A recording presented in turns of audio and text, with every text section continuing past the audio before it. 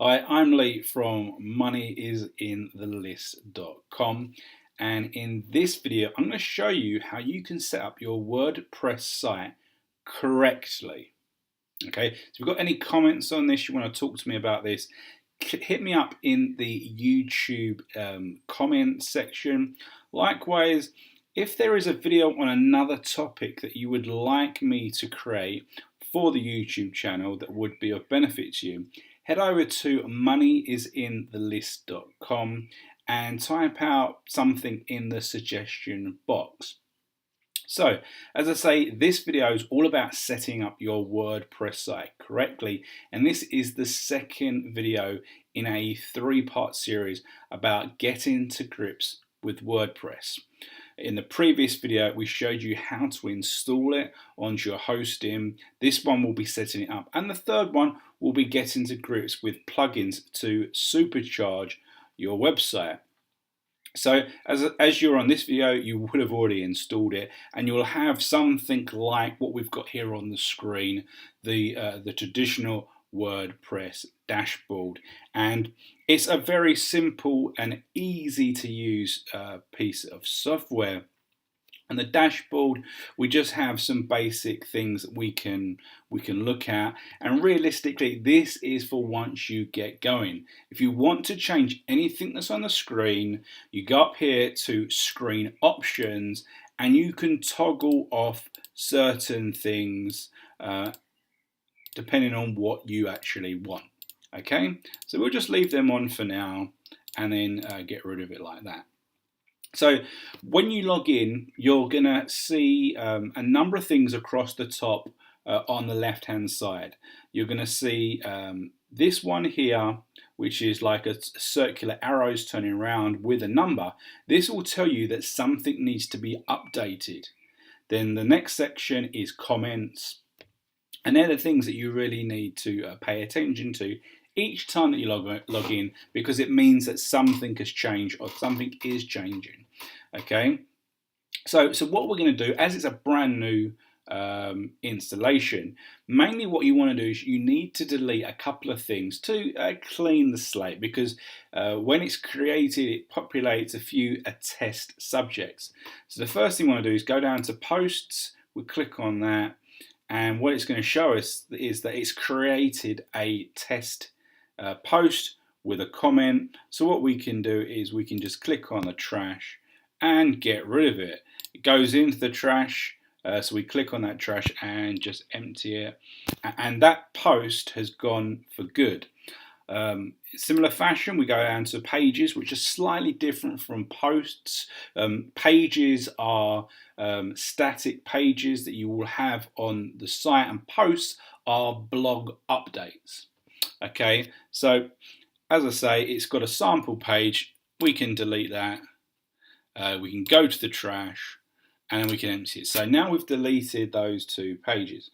Now, as we can see there's a number one there and there's an update there, indicating that there's a plugin that needs to be updated.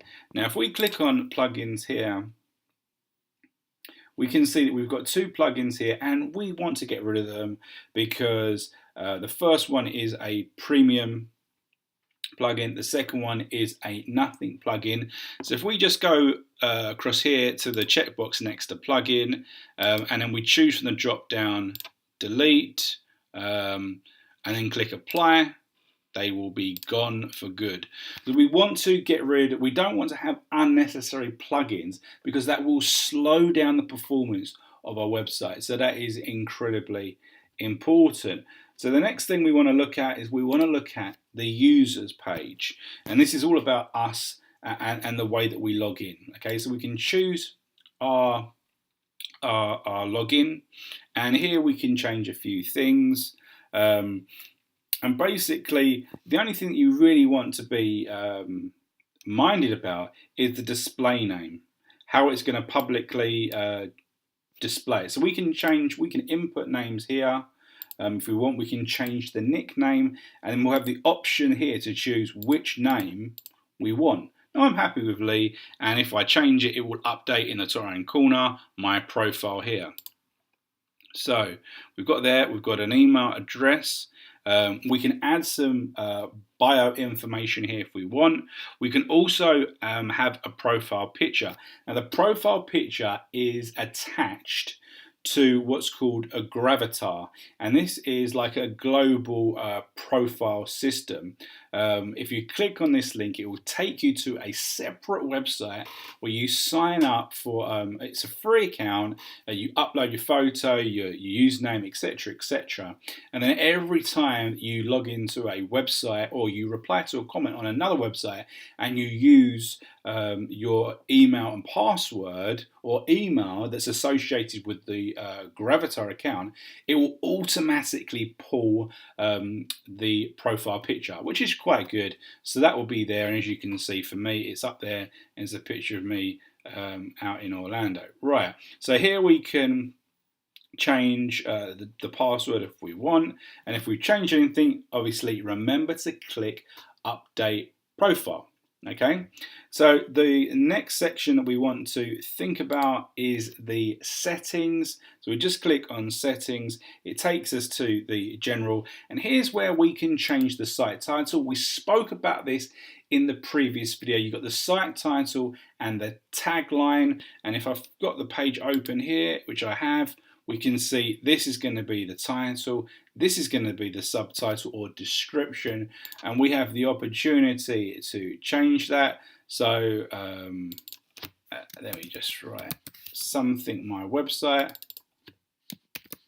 hello, it's me. I'll just do it like that for now. Let me just quickly go down and click save.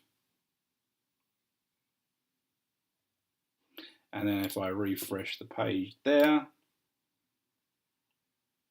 you'll see that it changed. So it's very, very simple to do. Now, obviously, here you want to make sure you got your email address set up. You want to have your language set up, however you prefer it. I'm obviously English UK, so I can change it to English UK. Here, now, universal time. This is not my actual correct time. So we can flick through